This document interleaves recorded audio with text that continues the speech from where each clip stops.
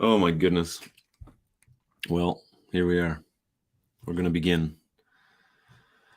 Hey, everybody. It's Wednesday or possibly Thursday, depending on where in the world you're watching this from. And welcome to the live stream. We're going to talk about 10 kitchen design questions. And I'm going to answer these 10 questions that are some commonly posed, some not so commonly posed questions, a little bit of both. And I haven't really delved into these because I like to do these things kind of a little bit off the cuff. So I'm going to look at these questions. I did look at them once, but I'm going to look at them again with you, and we're going to answer them. And you can probably help me answer them as we get into the chat. So if you're watching, wherever you're watching from, make sure that you say hi in the chat and let me know where you're from or where you're watching from.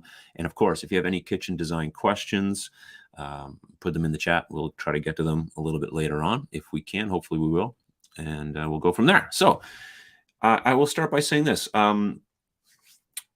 While we're just starting out, if you are interested in having your kitchen professionally designed, I have an online design solution that you can take advantage of. Or if you just need to know how to measure your kitchen for an upcoming renovation that you're doing, I have that available to you as well. You can grab that actually in the description below. There's a link for just a free measurement guide. And of course, there's a poll that you can check out. And the poll is, would you ever order a kitchen online? And many people do, many people don't. But what about you? Would you ever consider ordering something online like a kitchen? Of course, when you're doing that, you're probably, the chances of you getting something highly customized might be a little bit less.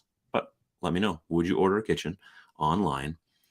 And in the world today, we order everything online. So why can't we order a kitchen? And I know they're out there. You can go online RTA stores and all that other kind of stuff, ready to assemble cabinets. And of course, you can order from Ikea basically online and have it delivered right to your house. So it is something that is totally doable, totally possible. But would you do it is the question. Okay, so 10 kitchen design questions. That's really what we're going to get into. I'm going to bring them up on the screen and we will get started with this. Here we go. First one. What's the first thing you should do if you want to redo your kitchen? The first thing you should do if you want to redo your kitchen. And as I talk through these things, I will invite you to put your thoughts in the chat as well. What do you think is the first thing that you should do when you want to redo your kitchen? Normally, I would say the first thing you should do is make sure that you can afford it. But other than that, let's say you have the money, you're thinking about doing the kitchen. You really want to start to think about planning your kitchen space, looking at probably pictures, looking on Pinterest, looking on Instagram, looking on YouTube, wherever, and just coming up with ideas. Obviously, that's the first step, just having ideas, coming up with ideas. And you likely already have ideas for your next kitchen, because likely what happens is that as you're using your current kitchen and as you're working in that space, there's things you don't like about it and there's things you do like about it. Things that you don't like about it are driving you to want to have a new kitchen, but you have to remember there are things that you do like about it that should transfer into your new space in some way, shape, or form. They don't have to be exact copies. You know, you had a 4-drawer bank that you use for cutlery and for dish towels and for cutting boards, and you want something like that, and that was a good thing. So you're going to put that in your new kitchen. So the first thing you should do is go about thinking about all of those details. Looking at pictures really helps because you get inspiration and you get ideas. And then it's really important to really sit down with a designer of some shape or form, somehow get with a designer and see what's possible for the space. Because the problem with looking online and looking at all these, amazing dream kitchens that are curated and, picture perfect, is that they're in a specific room and your room might be different size, shape, whatever dimensions, of course.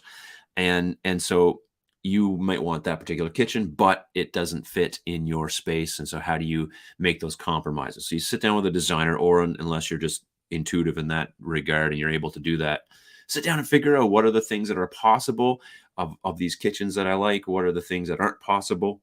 What are the non-negotiables that I definitely definitely don't want to give up on? And what are the things that, okay, well, maybe I don't need that pull-out thing in that, that thing over there. So that's a really good place to start.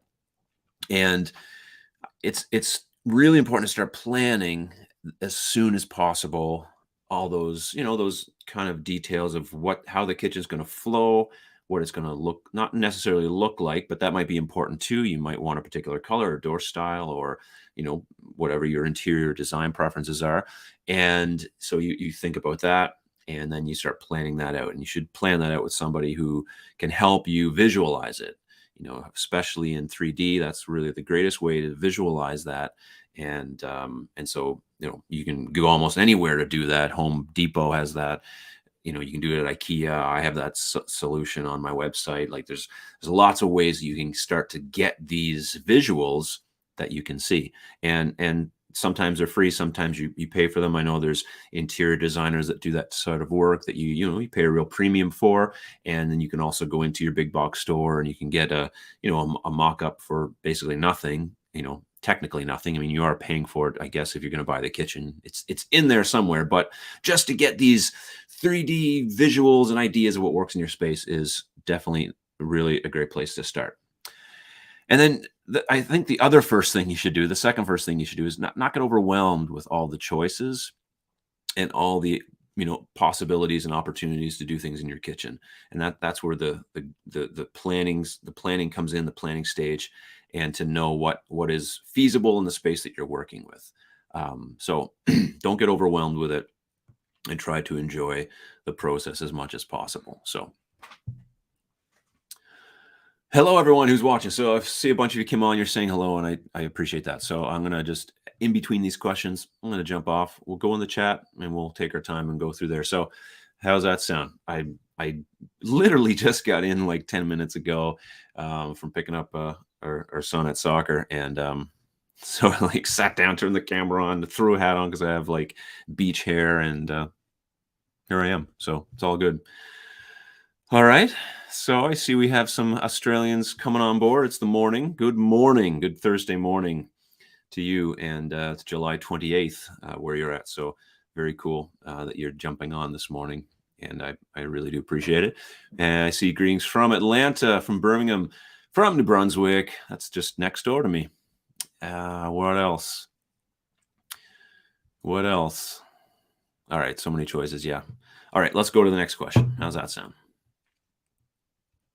The next one is, I might not even have answers to half of these because I really didn't look at these a whole lot beforehand. But that's how I roll. Anyone who knows me knows that's how I do things. What's the coolest new built-in idea for kitchens? The coolest new built-in idea for kitchens. That's an oddly specific question, if you ask me. The coolest new built-in idea. Well, I don't know if there's anything new under the sun, to be honest with you, but there are some things that I like that I'll tell you what I think are cool. I think hutches and shallow storage are cool. Obviously, I've been harping on those for a little while. So I think those are really cool. Something that's, I don't know if this is becoming trendy. It's already trendy. It's already very popular in lots of places, but it's becoming more and more trendy are just panel-ready appliances, which I think is great. I understand that it does cost more and it's not, for everybody's budget, of course, but it looks really fabulous. And if, for instance, at Ikea, they have panel-ready dishwashers and you can incorporate that. And Ikea is not a high-end brand in terms of what you're going to pay price-wise for a kitchen. But I mean, there's a lot of opportunities there to make a fabulous design for a kitchen. But they have panel-ready dishwashers, and I don't think they have fridge, but they do have dishwashers for sure. So I think that's one of the things that are definitely not new necessarily, but definitely cool in my opinion. And of course, if you've watched Kitchen Cider, if you watch Michael over there, in over in the UK, it's a very popular thing to do. It's almost always done, and not so much on this side of the water. So I don't know where else in the world maybe it's popular or not popular, but that is definitely something cool. I also love, just like I said, the shallow storage, hutch ideas, anywhere you can put something shallow that otherwise you wouldn't have anything, space for. You have a certain amount of space for a full depth cabinet, and you just have to jam something in there that is going to just make everything all a mess and cut down on your walking by and your distances and your clearances. So it's best if you can get something shallow. That's really great. So I love that. Um, and what else? Anyone else? Anyone out there? What do you think? What are some cool ideas that you have? I love workstation sinks. They're relatively newish in terms of their popularity, and so I think that's something that's really cool. Um, yeah, and then something that's not new but an absolute must for any kitchen: just pull out storage, pull out storage, pull out storage. Can't say it enough. Not only do you need drawers, but you need pull out storage everywhere you can get it because you just want to be able to access stuff. Why not? Especially if you're putting in a new kitchen, make it as accessible as possible. I see you, Sarah. Thanks for joining me. Oh my goodness. We're getting there. We're getting close. We are getting close. Hey, Carol. Carol saying, I have no idea, but I got a cutting board with a hole in it that you put on top of the garbage cans. Yeah. Oh, yeah. Neat. I've seen those types of things before. Yeah, they just have a hole, and that's kind of cool. That's a cool built-in thing. Very, very cool built-in thing. Love the compost. Yeah, and the countertop. Oh yeah, and the garburator. Yeah, garburator, or just that's what we call them. We call them carburetors in Canada. Maybe they call them that in other places. Those are been around forever, but not something that's super popular where I'm at. Disposal units are pretty cool. All right, let's go to the next one. So, how do I maximize my small kitchen? Oh, wait, no, sorry, I can't read. How do I make my small kitchen seem bigger while maximizing cooking, entertaining space? Okay, how do I make my small kitchen seem bigger? Really is what you're trying to say. Well, I mean, there's a couple tricks I guess you could do. One is just go with lighter finishes and stuff that reflects light. Add lots of light. Don't cram it with all kinds of crud. Keep it as neat and clean as possible. maybe, maybe that might help. Um, Cabinets to the ceiling always help. Just so that you can kind of create that line of sight without having, something that's, you just have space to the ceiling. It looks, even though it's taking up more space, it actually looks like there's more space when it's full height cabinets, and you technically have more space. The other thing you can do is, and I don't even want to say it, but you could put in like open shelves or something like that, just to create that distance to the wall. Um, yeah, I mean, or you just go buy a bigger place and get a bigger kitchen. I mean, that might help too. But those are some ways to make small kitchens seem bigger. The other thing you can do is just, because you can only make it seem so much bigger. It is what it is. So, how much bigger do you want it to seem?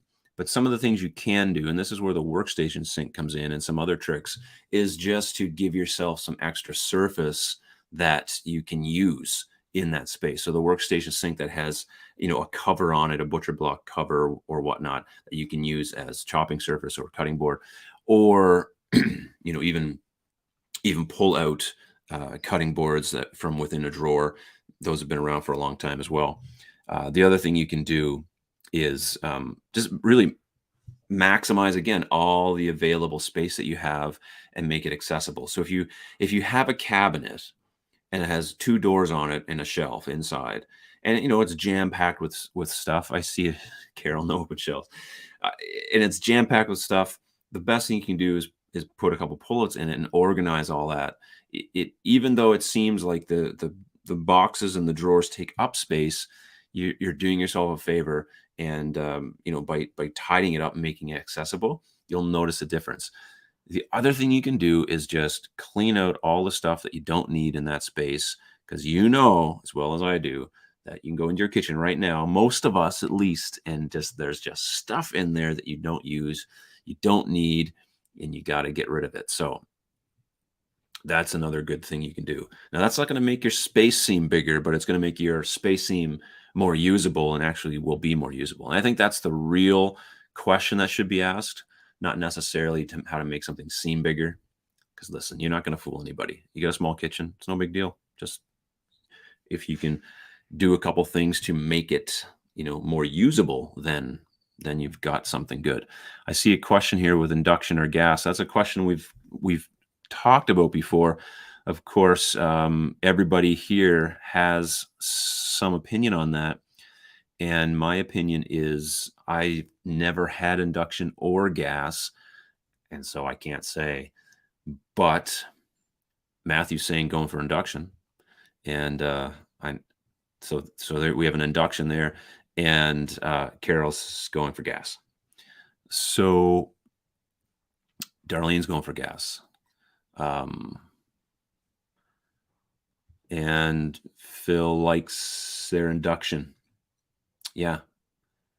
So, yeah, and that's the other thing, those induction tops you can use as a prep space. So I think, there's some, you're probably not going to get a definitive answer on that question because there's a good one. It is a good question. Alan chiming in, induction. People love induction, people love gas, probably for different reasons. And so I wish I could tell you which one to go with. I have an electric range, so yeah. I'd rather tell you that than say get a gas and it just be like a horrible mess for you. And I don't want to speak out of turn, right? Okay, next question. So I hope that helps. I hope that answers that. Making your space seem bigger. We all want it. We all want our kitchens to seem bigger for some reason. How can I tell if I'm making the most of my space when it comes to storage? Well, can you store everything? Or do you have stuff left over? Because if you can store everything, then you're making the most of your space. But if you have all this stuff left out that's on your countertops and you have nowhere to put it, then maybe you need to rethink your storage possibilities. And it might come down to the fact that you don't have enough storage and you have too much stuff, which is a pretty common problem. And it might be all stuff that you actually do need, which, not saying that just because you have a lot of stuff doesn't mean you don't need it. So what do you do? How do you make the most of it? Again, you have to go through that space. It might be time to rethink, reorganize, move things around. That's totally fine. Sometimes just moving some things around in your kitchen can make a huge difference. For instance, for years we had bowls and plates in an upper wall cabinet for a long, long time. And then one day I decided, well, I'm going to put them in a deep drawer, and got the plate holders. And some aren't in plate holders, so the plate holders don't even matter. And I put all the bowls and all the plates in a drawer, and it made a world of difference. It was totally better. So that made the space a little bit better in terms of storing those things. Tupperware is a big deal. Like Tupperware is a mess all the time. Go on Pinterest and just type in, how to organize Tupperware. I'm sure you'll find tons of solutions for that kind of thing, because that can be a real mess. And of course, I'm sure you'll find some pro tips here. I already seen, what is this pro tip? Don't use Tupperware in the oven. Yeah, okay, that's a good tip. Don't store it in the oven for sure, or the warming drawer.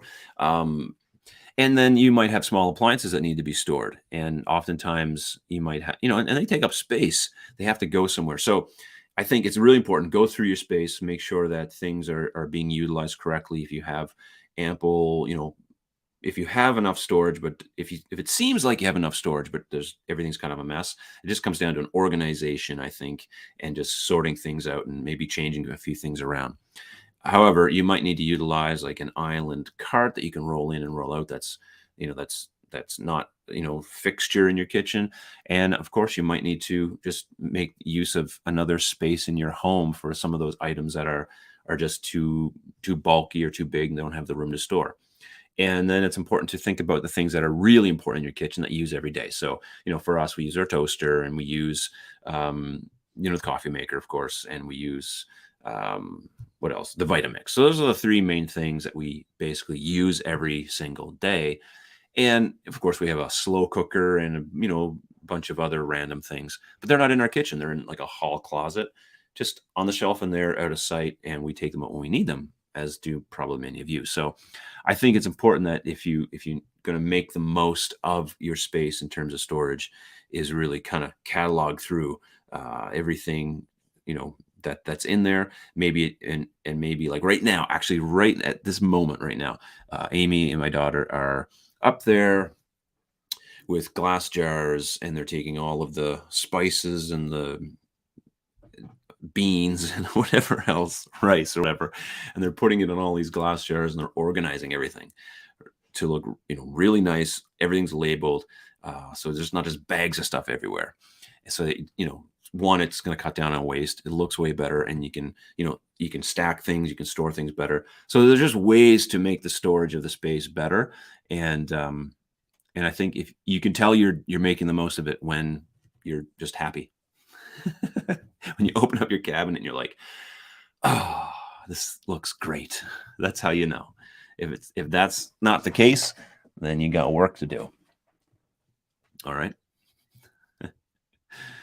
Here's the next question. That was number 4. All right, we're moving right along. Cool. Does a kitchen triangle between the fridge, stove, and sink really make a kitchen more efficient? This is a great question. Of course, we talked about this numerous times. The more I think about it, the more I wonder, does it really matter? Does it really matter that we have a kitchen triangle? Does it really matter? That's what I'm just trying to sort that out of my own head, because I'm thinking, like, why do we talk about this? What does it matter? Like, obviously, in your kitchen, you're going to have a sink, a stove, and a fridge. And I don't know if, like, is there a non-convenient way to be moving around in that? Like, we're so concerned with it being, less steps. Like, where did this ever come from? Oh, I know where it comes from, but why is it so important that we need to have less steps in the kitchen? Why can't we just be like, who cares?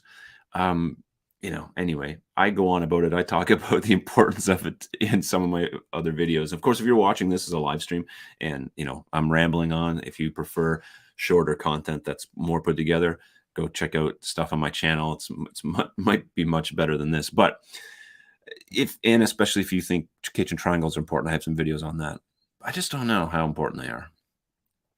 So does it really make your, everything more efficient? I don't know. You're going to have a kitchen triangle anyway. It's not like you're not going to have one, unless, like in that one video where I say, one of the trends is putting a fridge in a different room. Well, maybe that's not super efficient, but maybe it is. I don't know. Maybe you want the fridge over there because when you're sitting down watching the game or something, you can just go to the fridge and get whatever it is you want out of there. I don't know. That is a trend, but it's not convenient for me, but it might be convenient for somebody. So I think the whole thing is rather subjective, in my opinion. I don't know if it really matters all that much. That being said, all the kitchen designers are probably like, you can't be telling people this because it's one of our things. Like, it's one of the things, one of the tools that we talk about. It makes us sound really smart too when we're talking to clients. Let's talk about the kitchen triangle. But I don't know. So maybe it's not that important. And maybe, if you just design a kitchen that's efficient for you, the end user, you'll have a kitchen triangle that works. So yeah, here we go. Alan's right on point. What matters is designing for task efficiency, especially the frequently done tasks. So that is really important. And that is the planning stage. That's what happens. You'll get your triangle. I promise you. You'll probably get a few of them. And if you follow Alan's advice right here. So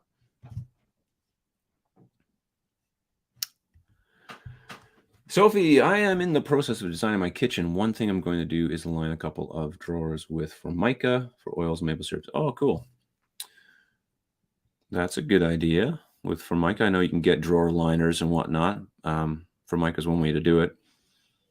Hopefully you don't have to buy a whole full sheet of Formica in order to do that, because it can be quite expensive.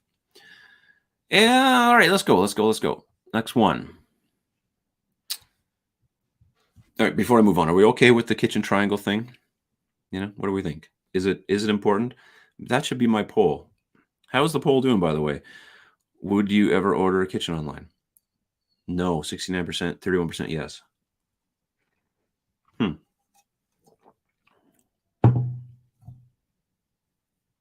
Interesting, interesting. All right, let's keep moving here.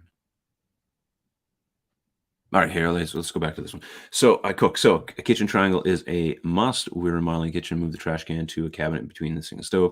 Save steps, makes a huge difference. So there you go. It's important. So it's important to some, less important to others. But the thing is, it's not that it's not important.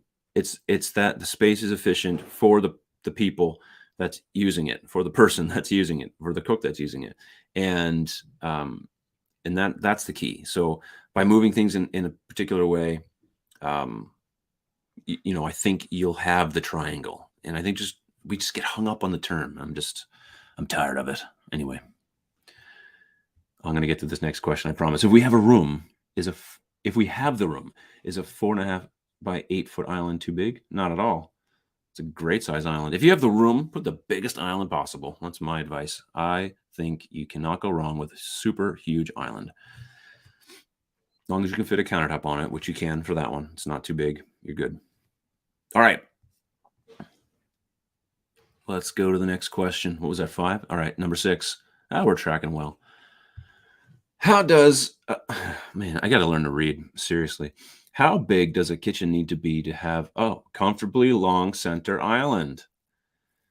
It needs to be big enough that you can have clearance all around it. Right? That's how big it needs to be. If you don't have the clearance, you don't have the space for the island. So this is kind of a no-brainer. It doesn't matter how big you want the island. If you don't have clearance, at least 42 inches around, that island, and or more if it's 2 people, then you're gonna have to reduce the size of the island. So that's really what you have to do. You can only make the island as big as is going to possibly fit. Now, can you smudge that a little bit and cheat a little bit? Yes, you can. It's your kitchen. You can do whatever you want. But in my opinion, I think you should leave it as much clearance that's needed. So if it's a single use kitchen with one person normally, and this is all NKBA guidelines, which in my opinion is like, they're pretty good, but they're guidelines. So 42 inches, but if it's 2-person kitchen, 48 inches, be in that range, and I think you'll be fine. So even with 42 inches, if it's a 2-person kitchen, like, you probably could get away with it. Don't let the NKBA know I'm telling you this. I'll probably get shut down. I'll be off the kitchen design list or whatever, if there is one. But yeah, 48 inches is more than enough in your kitchen. And I had a kitchen, my last kitchen had 60 inches, and that was fine too, actually. We didn't mind it at all. However, we did use it for seating on the inside as well as the outside, so we needed to have that extra space. But as long as you can move around, open appliance doors, pass one another with the dishwasher door down, not just jammed up against everything, I think you'll be fine. All right. So that's the answer to that question. Matthew has something to say. Pro tip for island clearance: make sure you could fit every appliance around it, just in case you have to replace something. And that's why it's important that you have at least 42 inches, so that you can get, well, even you'll be able to get anything out of there. Unless you have a really big appliance. But that is a really good point, Matthew, is make sure you can move stuff around and not scratch up your cabinets or your walls or get stuck, right? So, yeah, Sarah, right? Especially if you got them big dogs, they want to be able to move around. So you need to have clearance. Sometimes we just want we want the biggest island possible. So I think I want the biggest island possible. So the island I have in my kitchen right now is not the biggest island that I want. I wanted a bigger island, but it just wouldn't have made sense. I can't go any deeper because it's in the way of just a pathway that people walk through all the time. So it would have been not the right decision. So I had to be like, okay, fine, I'll go with this. Are peninsulas better than islands? No. Next question. What's the best way to incorporate kids' items into the kitchen? Just don't. Why do you want to incorporate kids' items into your kitchen? Just put them in another room. You don't need kids' items in there. Listen, for one, don't design your kitchen around your kids because they're going to grow up. And then what are you going to do? So just don't. I'm being facetious, of course, but I do mean it. Don't, if you want to put in a couple little stools or something like that, but you don't need to incorporate kids' items into the kitchen.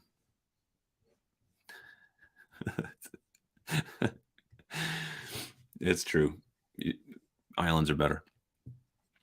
But anyway, back to the kids thing. Yeah, I just think I think one way you could do it if your kid likes, if you have a kid who wants to help, which is really cool. In that, we always had our kids in the kitchen. We make muffins and all that stuff. I think one of the ways that not to incorporate their items, but to incorporate them into the kitchen is just have a place for them that they can help.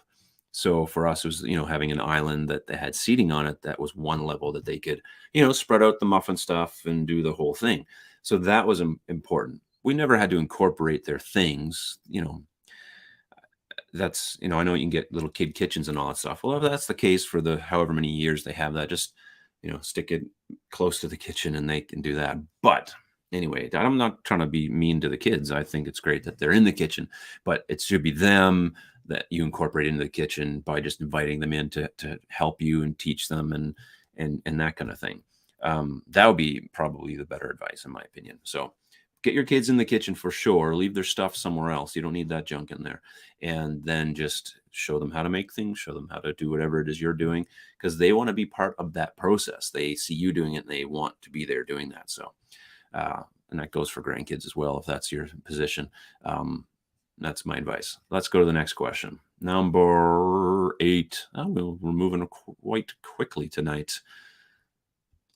I have 3 young sons. God bless you. How do I maintain uncluttered minimalism? You're going to have to wait till they move out. That's the only answer I have for you. Maybe think about going for cluttered maximalism. Just change your design style. The whole problem goes away. So otherwise, tell them to clean up their stuff and don't make a mess. Um, parent them. Parent them. If you want it to be uncluttered and you like minimalism, well, then you're going to have to teach them this is what you do. You put stuff away. We don't want to have everything out on the counter all the time. I mean, Amy is trying to teach me this right now. Like, stop leaving your stuff out everywhere. So whether you have 3 young sons or 3 young daughters or 3 kids or 4 kids or 1 kid or just your husband, we all understand where you're coming from. So I think that'd be the way to go. Thanks, Darlene. I'm on fire. Thank you. I guess when I don't prepare, I just do a little better that way. I have too much preparation. I don't know what happens to me. But well, I appreciate that comment. Want to go to the next one? Let's just go back to the peninsula thing for a minute so I can explain myself. I think peninsulas are fine if you don't have the space for an island. No, Carol, they're never the answer. Never the answer. I'm only half joking.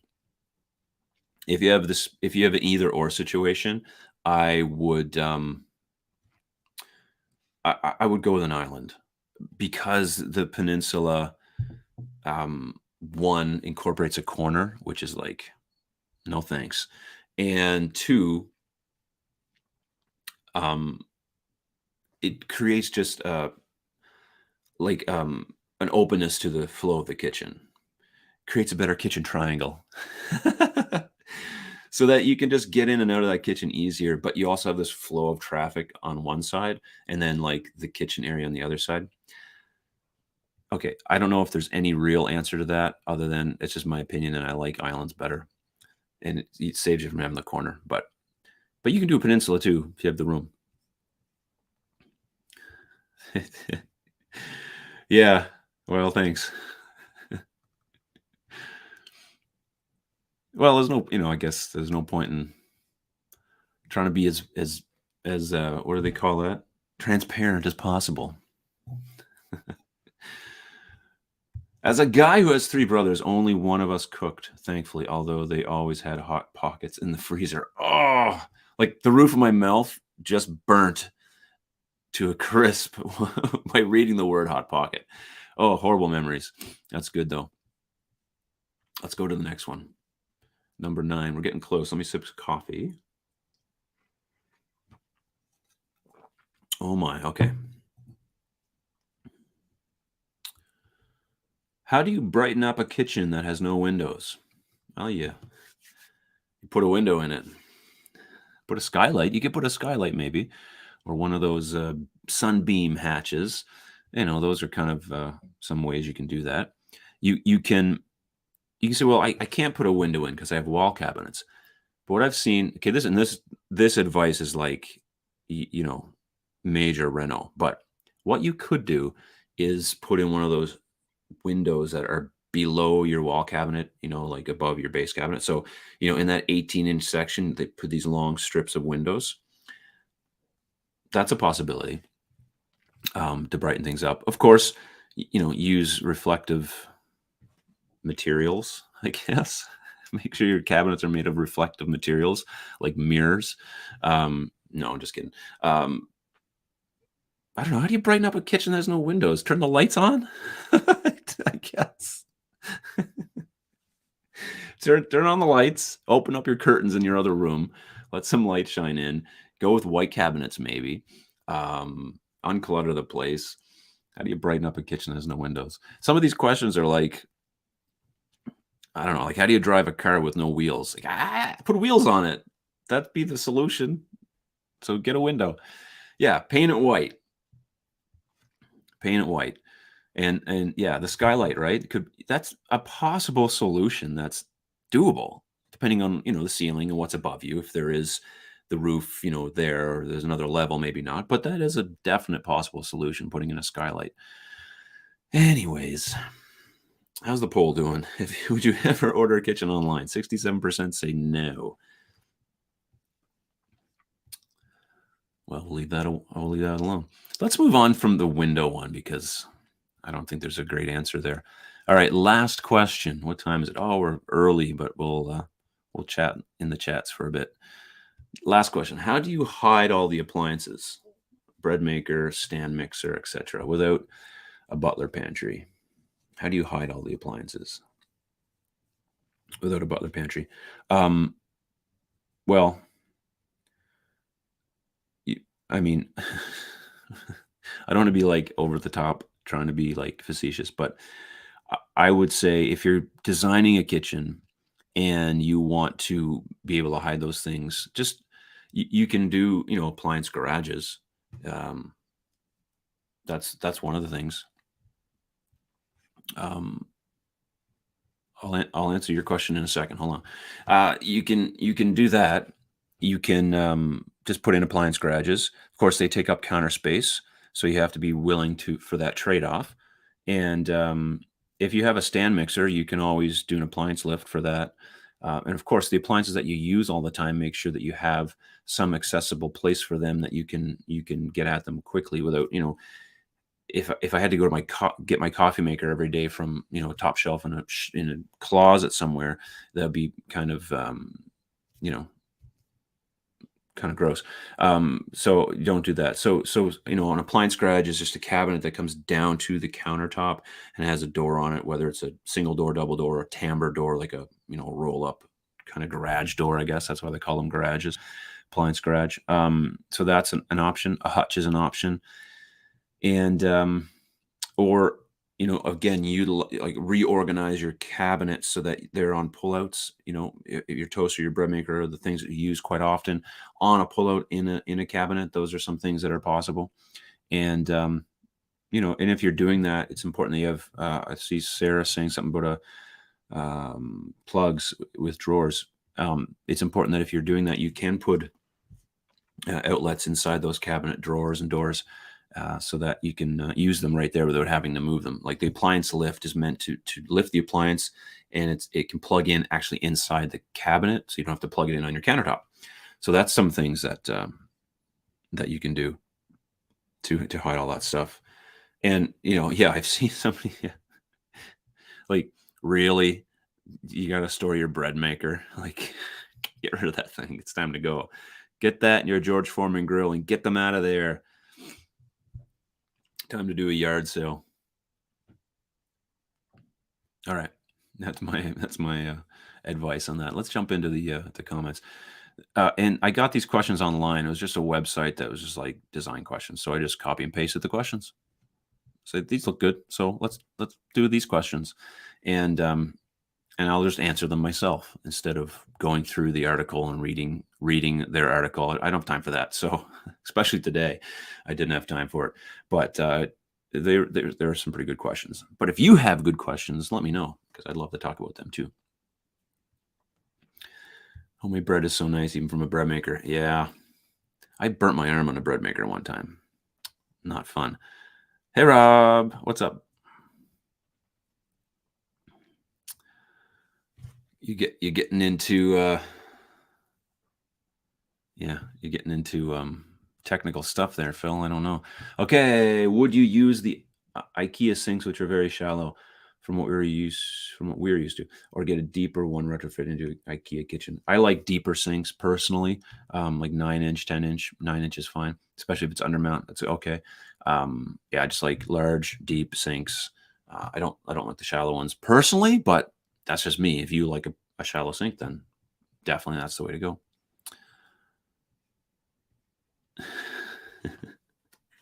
You got to get a stable for that thing. My stand mixer's the size and shape of a horse's head. Well, I'm sure. Well, maybe I'm not sure. Depends on how industrial this thing is. But you can you can put that on an appliance lift, probably, unless it's massive. Maybe you can't. Hey, Dave.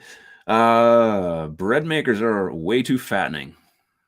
It's a lot of gluten in there, a lot of carbs. You know what happens there? Your food. Oh, cool. Nice. All right. Let's just scroll back up for a minute and make sure I didn't miss anything, just so that I can see if there's any good questions that I missed. I hope you're all having a good time. Listen, if you are, give the video a thumbs up. I do appreciate it. This is a live stream, so this is not meant to be anything super curated or put together, if you can't tell that by now. So give it a thumbs up. And if you are saying like I don't like long form content, you're probably not watching this at this point. But I had someone say you talk too much. I'm like, well, of course I'm the only one on the camera. I gotta talk. I gotta say something, or it would just be dead air. But if you don't like this kind of long form content, go to my channel and watch the short videos, because there's a lot of good ones over there. All right, that's what I have to say about that.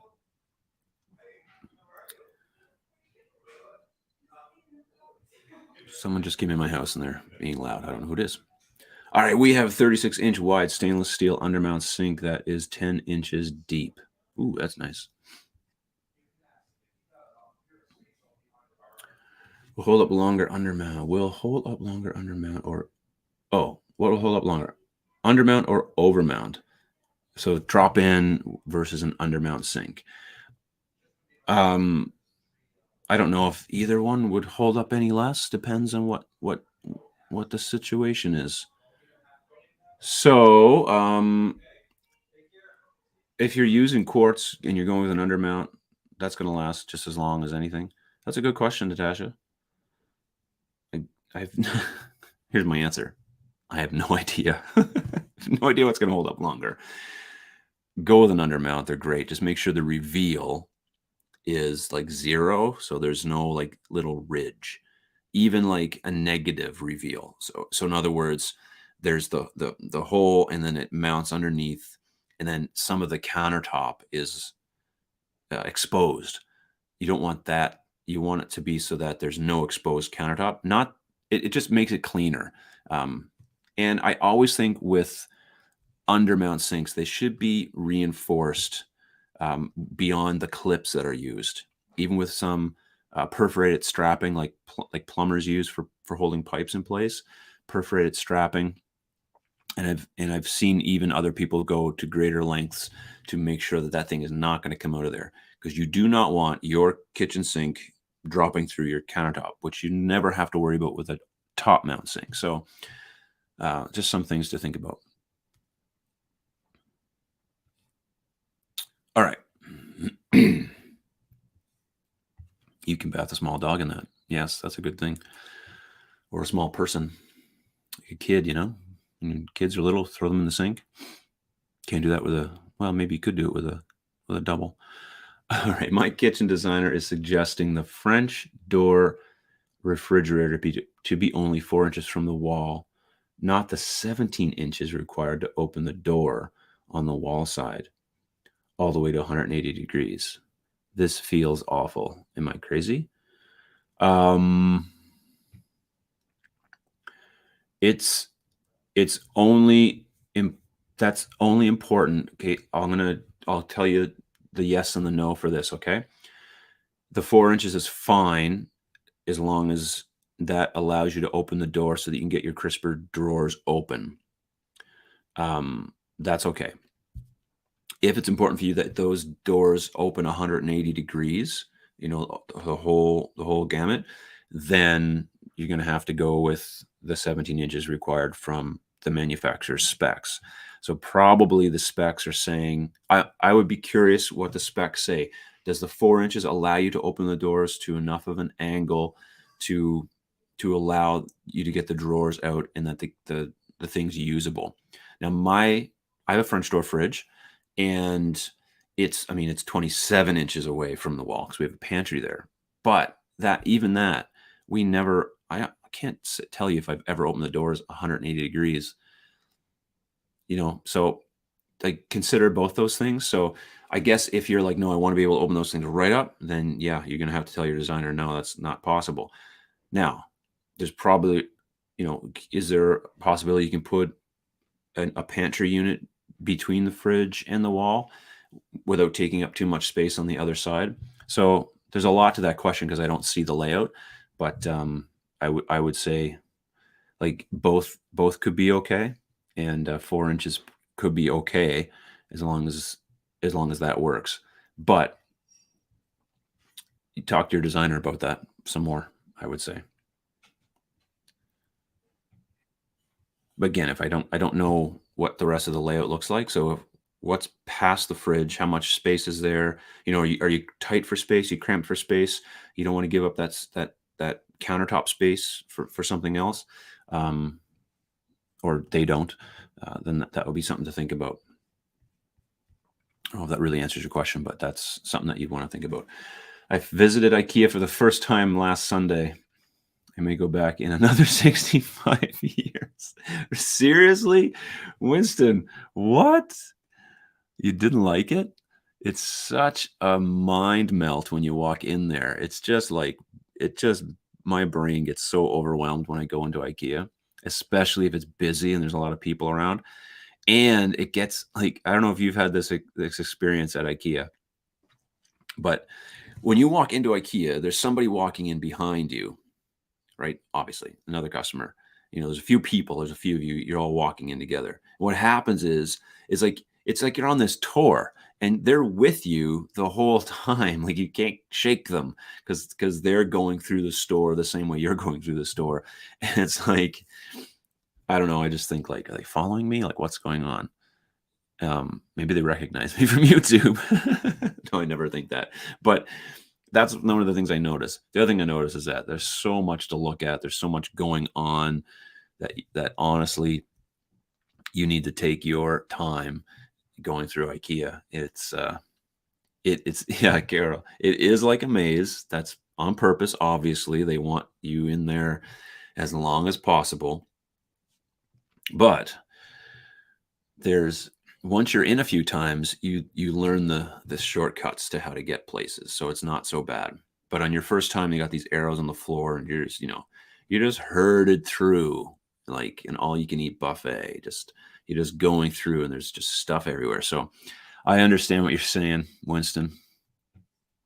But you should definitely go back, give it a few more tries, and so much to see. I don't know, but I do agree. It's just total mind melt, but I like it. All right. Oh, what are your views on stainless steel counters on either side of a cooktop or range? I like stainless steel. I mean, it's never been super popular for for my area, and one of those reasons is because you most of the kitchens, they're either coming from small cabinet shop, where I'm at, or like a Home Depot, or a big box type of retailer most of the time, and they don't sell stainless steel countertops. So you have to find a fabricator in your community, in your town or city, to fabricate that for you. And so it's just a lot for some people to, unless you're really set on having that, then you'd go to those lengths. But because they're not sold in stores, they're not sold as much. So it's only people that know about stainless steel or have used stainless steel in a commercial kitchen that are like, no, it's really, really good. So I don't have any problem with it at all. I like stainless steel. You know, it can kind of look. It can kind of. I shouldn't say I like it. I like the idea of it. I don't think I particularly like. There's my camera. Um, it's a little industrial looking for me, and it can kind of look. It gets like not pitted. It's not the word because it's stainless, but it can just look kind of cruddy. I don't know. But as far as like using it for food prep and all that kind of stuff, it's great. Uh, Super sanitary, super durable, can handle heat. So I think there's a lot of pros to it, and it might just come down to the look of it and whether or not you can actually get it fabricated. Though there are some places now that are they're starting to pop up a little more. So yeah, not everything's too small. Not I don't know if that is helps you at all, Dave, but I wouldn't be totally against it. Um, I'd go for concrete. I'm gonna go for concrete first. Before I go for stainless, I'd go for concrete. So that's my go-to. Fredericton is too small for an IKEA. Yeah. Well, Carol, the Maritimes. I think the one IKEA in the Maritimes here is probably like will probably do. Hi, I don't have a designer, but do you think about not getting top cabinets? We've chatted this before here on the live stream, and yeah, I've thought about that. I think it's possible, a good idea for some people. A lot of reaching that gets cut out. So if you don't necessarily need all that storage and you want to have a more open, minimalistic look, super fine with that. I don't have a problem with that at all. It's going to depend on the person. It's going to depend on the layout. Can depend on the needs for storage and all that kind of stuff. But you can definitely do without some, at least, top cabinets. And one thing I'm coming across more and more lately is that clients are wanting more space around windows and around ranges. So we're cutting back, so everything's not just jammed up to windows or ranges. So that trend of let's just give this a little more space than what we're used to. And so I think eventually more and more people might catch on to the fact that maybe I just don't, maybe this section of my kitchen, I don't need wall cabinets.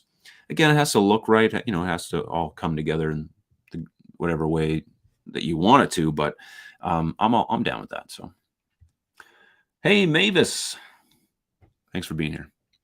I've learned the shortcuts to get to what I want at our IKEA, right? You go enough, you learn the shortcuts. You see the little pass-throughs to some certain departments, and you're like, ah. And then you watch the employees, and like this one employee that was here, and like they're like, bam, they're over there. Like, how are they transporting so quickly? Because they know all these little shortcuts. So there you go. I would love no uppers, so I think it's okay. There you go. That is the best thing. If you like it, then go for it. Dave, I'd like to think of reflections. And what do you want the stainless steel countertops? Okay, sorry. I'll let David answer that one for you. I have too much stuff, so I need uppers. Oh, okay. That's the thing. That's the thing. If you need them, you need them. If you don't, maybe you don't. So I see a trend of cooktop with ovens built into cabinets, but my hesitation is if one breaks, then it may be difficult to replace, right? Or no biggie.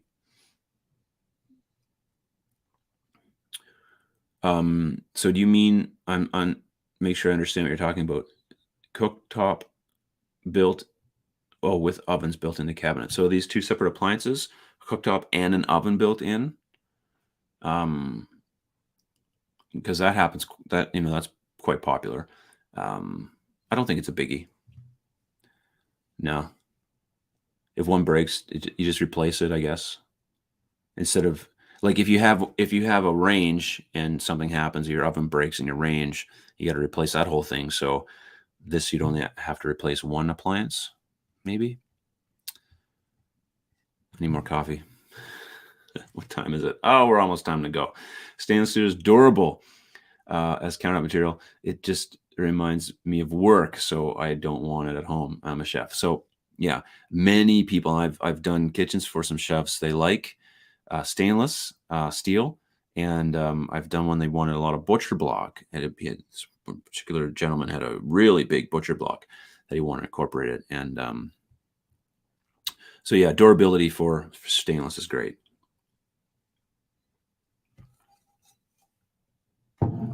Okay.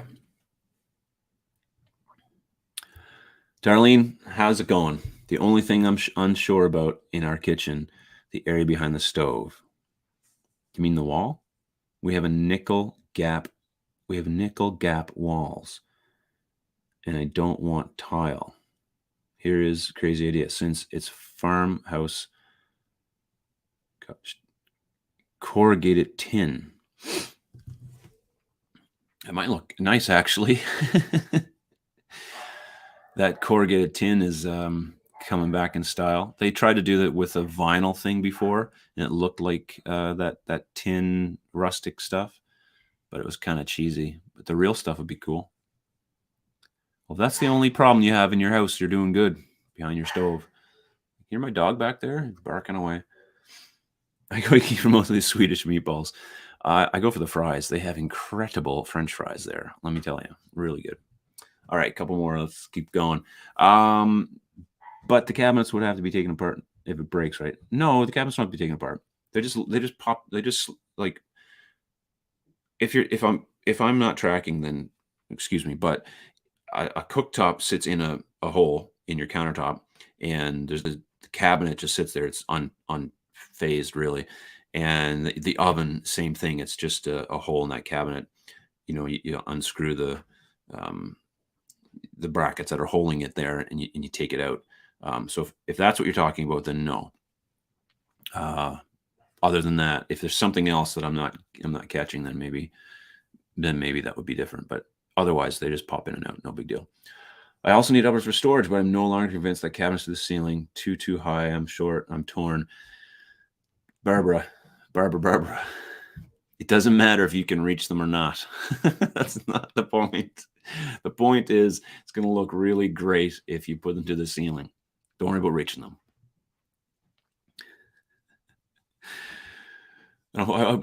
My advice is sometimes I hope people are like, oh, okay. Obviously, if you don't need them, you don't need them, and you're going to spend more money by putting them to the ceiling. So think about that, and it can look just as nice. It does. I can't say that because I don't think it does. I think it looks better if you have them to the ceiling, but it's your kitchen, so if you don't need them, you don't need them. I thought Canadians drank tea. No. You ever hear of Tim Hortons? I don't like Tim Hortons, but coffee's basically a staple in Canada. I think you're thinking about like the British, maybe they drink tea. I'm sure they drink coffee too. Barbara, okay, you're such a great sport. No, Canadians drink coffee, but I don't put any ketchup in it. I'll tell you that. Straight black coffee. Yep. but I'm not like an aficionado or like a coffee connoisseur by any means. I just like the no-name brand at the superstore, basic coffee, in my opinion, and I'm probably wrong. It's all the same. So a good quality cooktop and separate oven will cost more per piece than a regular kitchen range. Yeah, you're buying 2 appliances, so you're gonna get more dollars out of your pocket there for sure. But a lot of people like to have wall ovens. So, but anyway, Alan or Winston or Phil, what's your name? That all you know about Canada is, um, like we're super nice, eh? We're right polite. I'll tell you that. We put up with too much stuff. Sarah, oh, okay, you're talking to Sarah. I'll let you talk. Yep, the British, they taught us school Americans switch to coffee to stick to the British. In school, Americans switch to coffee. Oh, to stick it to the British. Oh, maybe. Definitely wrong on the coffee. You'll always be the Kitchen King. Yes, I got my crown right here. Look at that. Bammo, Kitchen King crown. Put that on. We'll put that on for the remainder of the live stream. All right. It's been an hour. It's been a great time. I love talking to you guys. I love just chatting, and make sure you give a thumbs up. This will go live, of course, into replay. And if you're watching this in replay right now, amazing. But again, just for those of us who are on, this is just for us to chill, talk about kitchen stuff or whatever comes to the table. And you see that Kitchen King right there. I hope you have a great rest of your week. And my video coming out on Saturday, I'm talking about, well, I'm not talking about anything, actually. I'm just reacting to TikTok. I'm reacting to kitchen design TikToks, actually. So it'll be something a little different, similar to like kitchen design Pinterest reaction. So that's the plan for that. And you know what? Going to get up tomorrow early. And Amy and I are going paddleboarding over on the river. So that's the plan. That's the plan for us. Whatever the plan is for you, I hope it's done safely and that you have a great week. So I will, we'll catch you Wednesday. We'll be back again and talking about what other random stuff might come up. And until then, God bless.